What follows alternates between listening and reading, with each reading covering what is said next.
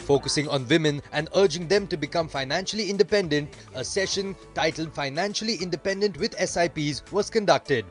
The panel featured Lakshmi Iyer, Chief Investment Officer of Debt and Head of Products for Kotak Mahindra Asset Management Company; Rupa Venkat Krishnan, Independent Financial Advisor; Sujata Kabraji, Independent Financial Advisor, and was moderated by the Executive Editor of Financial Markets at ET Now, Nikunj Dalmia. The idea of this discussion is really to understand the psyche of an Indian woman saver, and without me prompting into anything specific. So why do you think, Lakshmi, Indian women are reluctant about saving in equity or debt funds? Most of India is unaware that there is something like SIP available, number one.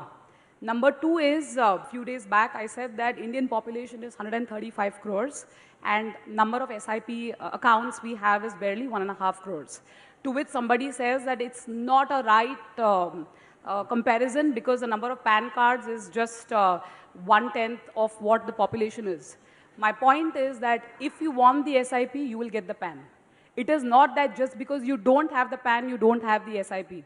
So I think the awareness has to spread, and somewhere it is in the mind of a woman that financial planning is not my cup of tea.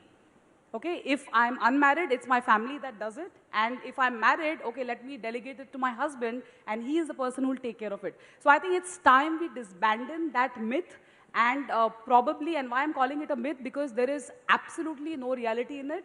I think it's important to stop giving excuses and start acting, because once the mind decides, the body will find its way to execute things. Fair point. So, Rupa, two follow-up questions. First, when you talk about Indian women and are they serious about financial saving, do you think there is unawareness or there is fear? There's basically an insecurity which is there within a lot of women saying that I won't be able to manage money. But in fact, my perception is saying that the women are the best financial managers because they run homes. And inflation hits the women the first through milk prices and vegetable prices. So they know exactly what's about how to run a home, and they are the best financial planners. But the fear is saying that how do I manage it, and do I have the ability to manage it? Secondly, there is a lot of inhibitions when it comes to money or when it comes to investments. People think saying that you need large sums of money to create large sums of wealth. I don't think so. I think that myth has to go away, saying that you only need small sums of money to create large sums of wealth over a period of time. I think these are true concepts, because when it comes to money, you are so ashamed to share with somebody that I only have 1,000 rupees to save or 500 rupees to save to create wealth. I think that myth has to go away.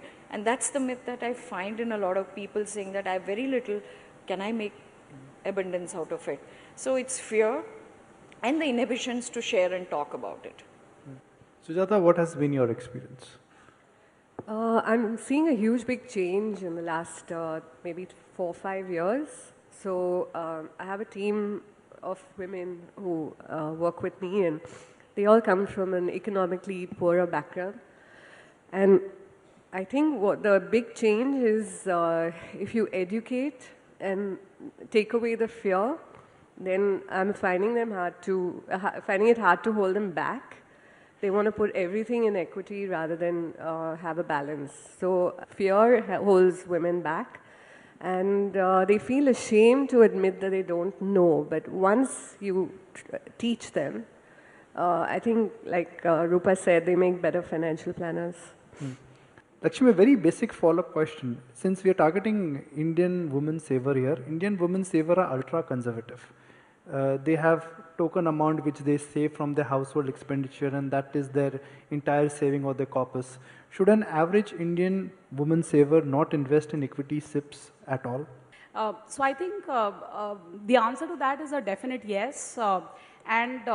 It's been going, it's a parampara basically, at least in the Indian fraternity, that when a woman is wedded, she gets some Sridhan into the household, and that Sridhan is typically gold, cash, anything tangible.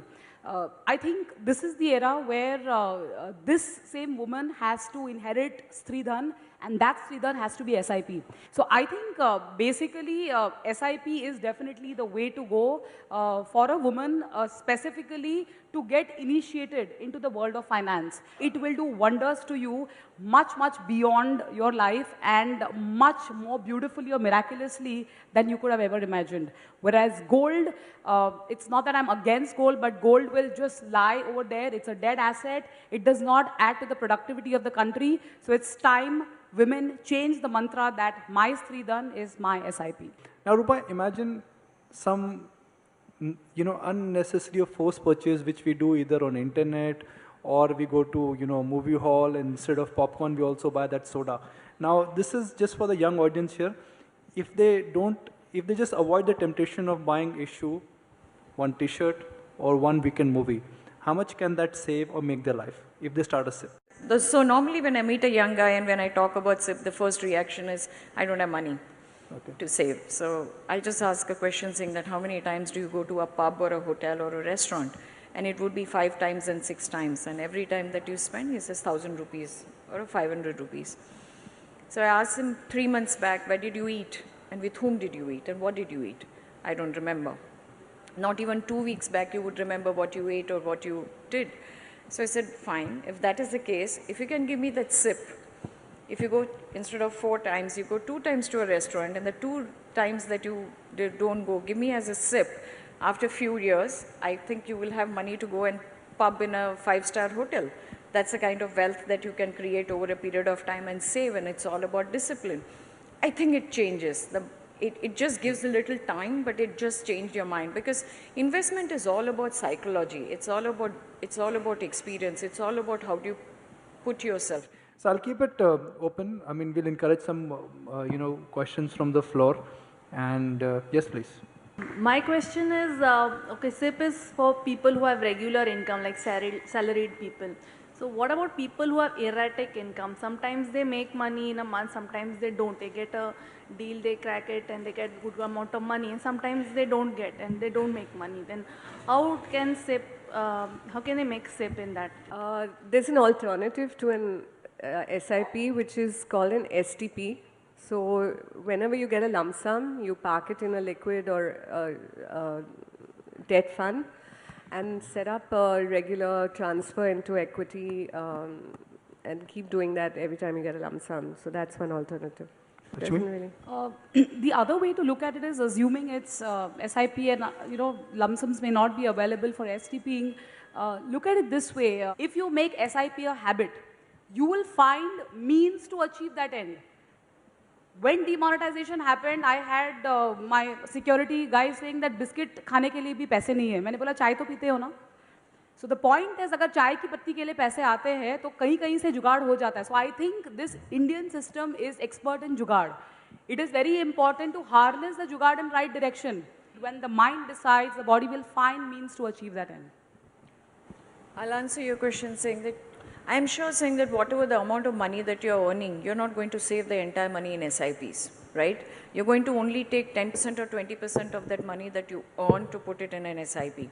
So if that is the way you planned your SIP, I think from the income that you accumulate, you're not going to spend everything. So I'm sure there is a bank balance which has a cash flow, which you have to match your cash flow with that kind of income and save only that much, which gives you that comfort to save consistently. I think it is all about planning. So let's put our hands together for the lovely ladies. It's been a very engaging and a very, learning experience for me.